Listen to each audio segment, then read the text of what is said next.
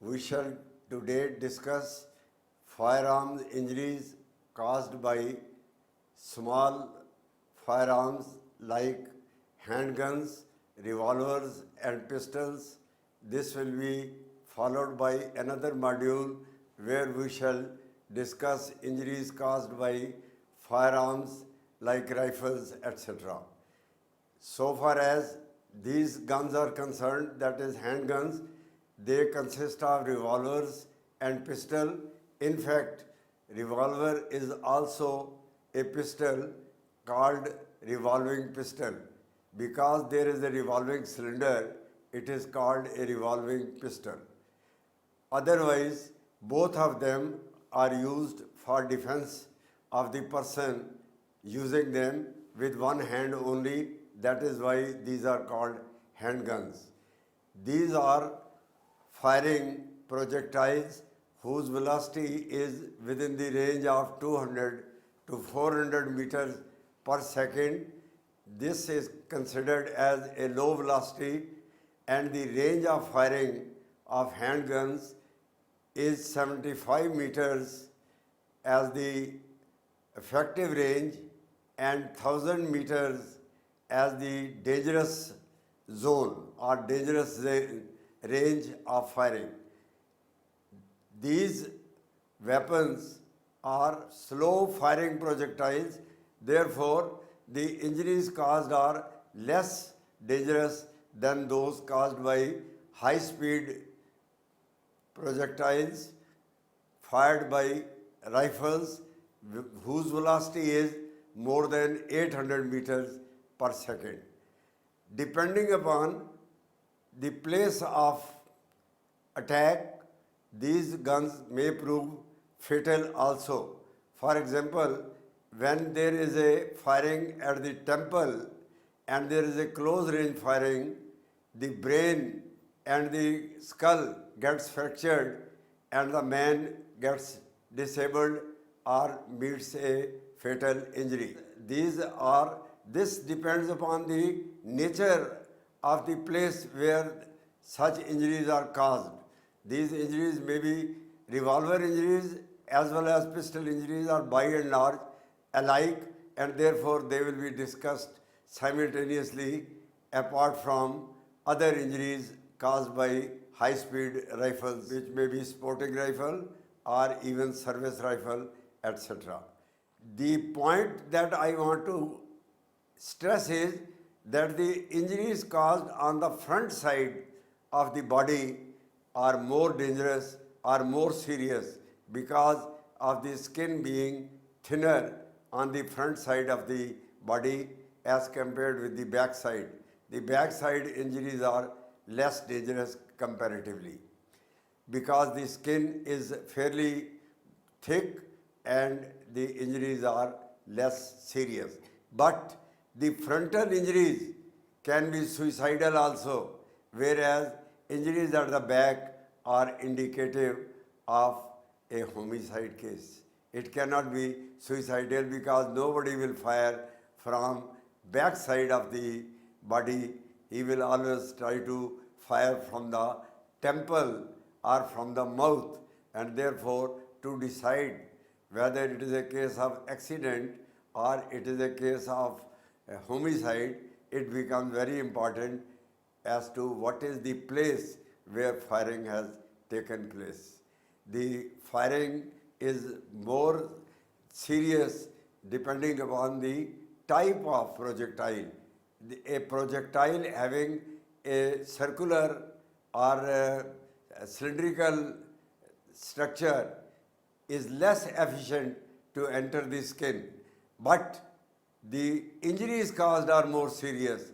The reason being the more area of the bullet goes into play and thereby cause more serious injuries. The position of the projectile, the diameter of the projectile, the charge contained in the cartridge, these are some of the factors which decide.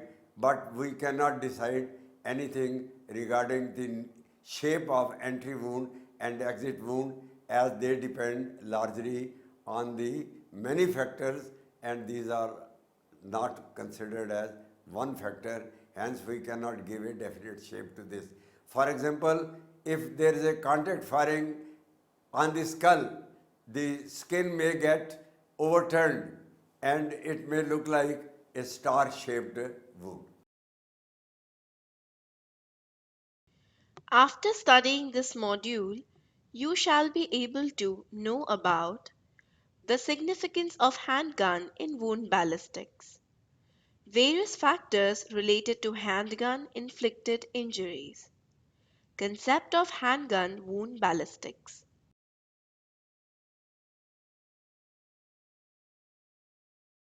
Introduction. There are two types of firearms which are in common use. One is the smoothbore firearm and the second one is the rifled firearm. Smoothbore weapons have same diameter at any particular circumstance drawn on any point at the barrel, whereas rifle weapons can have different diameters due to presence of lands and grooves. There are very few rifles available with the common men in our country. The numbers of country-made guns are frequently appearing in crime since their availability is very large. The rifles are weapons intended to fire high-velocity projectiles and are used in police work, military operations, as well as for the civil defense purposes. The rifles have rifled barrels and fire cylindro-conical projectiles called bullets. Rifle barrels improve both the aim and the range of bullets from them. Rifling enhances the effective range of the bullets tremendously. The rifled firearms, which are commonly used in crime, can be divided into various categories as detailed: service rifles, handguns, submachine guns, machine guns. A handgun was regarded as a compact weapon for self-defense.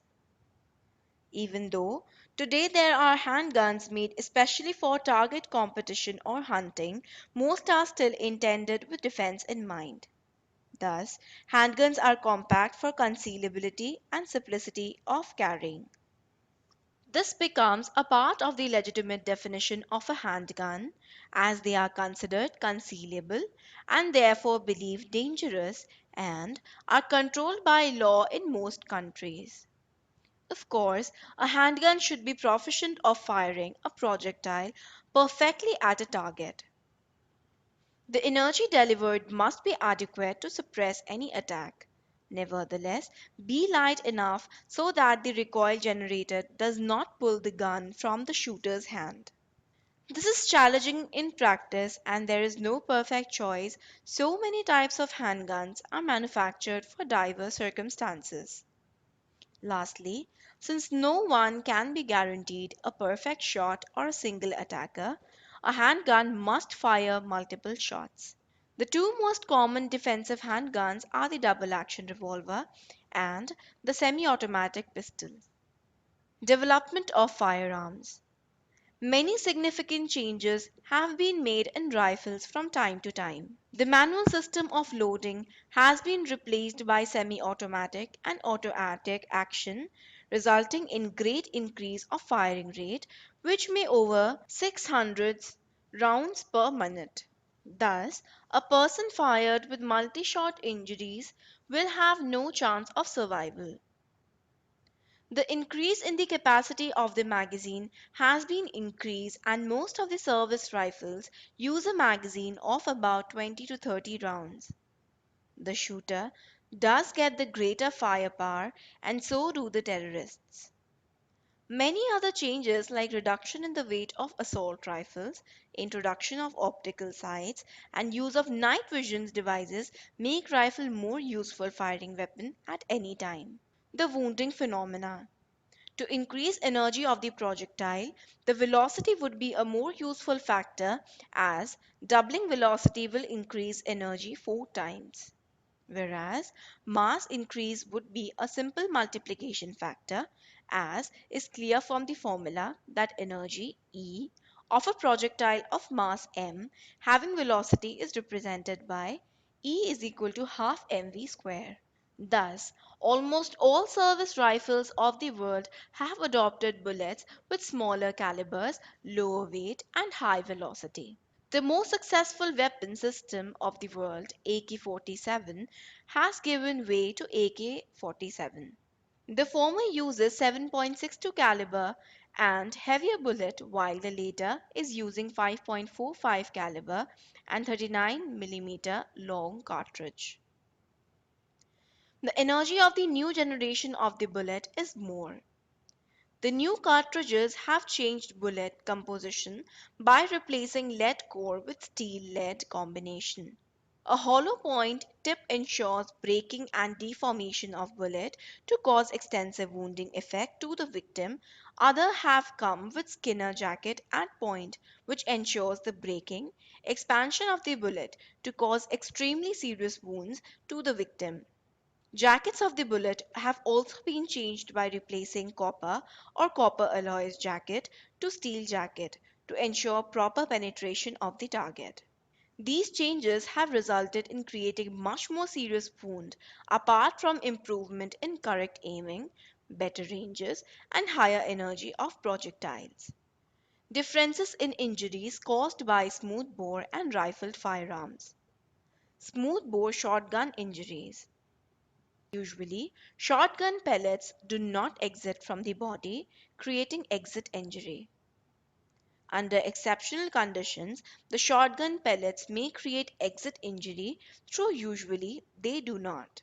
Exceptions are as described: contact wound, tangential wounds where some of the projectiles have a very short track through the body, thin part of the body such as the neck or extremities, wound caused by large caliber buckshot or rifle slugs.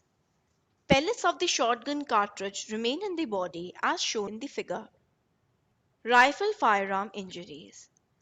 Apart from the fact that rifle firearm creates exit injuries usually, the entry wound invariably have an abrasion collar around the dart collar as shown in the figure. The abrasion collar surrounds the dart collar. The abraded collar is reddish at first but becomes reddish brown as it dries. Some contusion is present in abraded collar and as such it is also called contusion collar. These two features are proof of an entrance wound. Irregular and occasionally patterned abrasion collar is sometimes produced by coarse article of clothing scraping on the skin. Abrasion collar may be absent when the tissues are soft and yielding. Example, in the abdomen or buttocks. In addition to abrasion collar, there is often a slightly white circle of peeled keratin where the stratum corneum of the skin is raised to form a slightly ragged edge around the entry wound. The abrasion collar is caused by the spin of the bullet and is seen around the bullet hole. The spin of the bullet is caused due to the presence of lands and grooves in the barrels. Since the barrel of shotgun is smooth and situations are different in the two cause cases, hence the entrance injury will be indicated by an abrasion collar in case of rifled injury. Velocity factor. The velocities of the projectiles fired the shotguns are usually less than 400 meters per second. Being spherical in nature, they lose their velocity rapidly. The velocities of the projectile fired from rifle weapons are comparatively higher and can be extremely high in many rifles. This facilitates creation of an exit wound, unlike gunshot projectiles having lower velocities. Handgun injuries. Rifle wounds can be caused by handguns like revolvers and pistols, as well as by shoulder guns like rifles and machine guns. There are three simple types of handgun: single shot, revolving, and self-loading pistols. These weapons are without difficulty hidden but hard to aim precisely, especially in crime scenes. Injuries caused by handguns are discussed. The standard handgun commonly used are the pistols and revolvers. These handguns fires low velocity projectiles and muzzle velocity varies from 200 meter per second to 400 meter per second. Most frequently encountered handguns have calibers indicated 9mm to 0.38 inches, 7.65mm or 0.32 inches, 6.35mm or 0.25 inches. The handguns fired from the intended range may form through and through wounds, having an entrance-exit wound, an exit wound, and a tunnel. They do not cause explosive wounds, but damage can be extensive when the bullets, especially lead bullets, come against bone and fragment, resulting spread of multiple sub-projectiles going in different directions and forming multiple exit wounds in some cases. The nature of injuries of revolvers and pistols does not vary substantially. Some of the important characteristics of contact wound formed by handguns are explained below. The muzzle impressions are created on the site if the weapon is pressed against the site at the time of firing. Soot is always present in contact handgun wounds with powder particles identified. The head injuries from the contact on near contact ranges generally tear the skin around the wound to give as shown star-shaped injuries. The dimensions of course vary. The 6.35 revolver may not tear the skin or form star-shaped injuries. On the other hand, an angular shot may tear the skin even from a distance. In star-shaped injuries, the surface from which the skin is separated is usually covered by the GSR particles. They can be observed on the under surface by lifting the torn skin. The two key variables in handgun ballistics are diameter of the bullet and volume of gunpowder in the cartridge case. The bullets have usually round nose which is less efficient for penetration. But once the projectile has entered into the body, which it does from all the intended ranges, the round nose is more efficient for causing greater tissue damage due to greater presenting area it offers to the target. Hence, greater transfer of the kinetic energy takes place with the round nose bullets. Lead bullets may not create any exit hold. Since shape and nature of entrance wound and exit injuries depend upon a large number of factors, no definite shape can be attributed to an exit wound or an entry wound. Most of the ejecta enter into the body along with the bullet. The GSR particles are found on the flesh along the bullet track. The skin or flesh around the injuries gives cherry red appearance due to deposition of carbon monoxide. Contact wounds are formed mostly in cases of suicides only. Powder ranges injuries. The powder range injuries are from the ranges up to which GSR particles are deposited on the target, that is less than 1 meter. The density of GSR deposits is a function of the range and various characteristics of powder. Therefore, only actual test firing can indicate range from which a given injury has been caused. The density of the powder deposit goes on decreasing on the increasing range, and the penetration power of GSR decreases. Hence, they may be prevented by clothes or hair to reach the skin. Likewise, they will not ordinarily be found in the track. Distant shot injuries. No star-shaped injuries are generally found, neither the GSR deposit found in or around the injuries, which are less severe than those from the close-range shooting. Summary.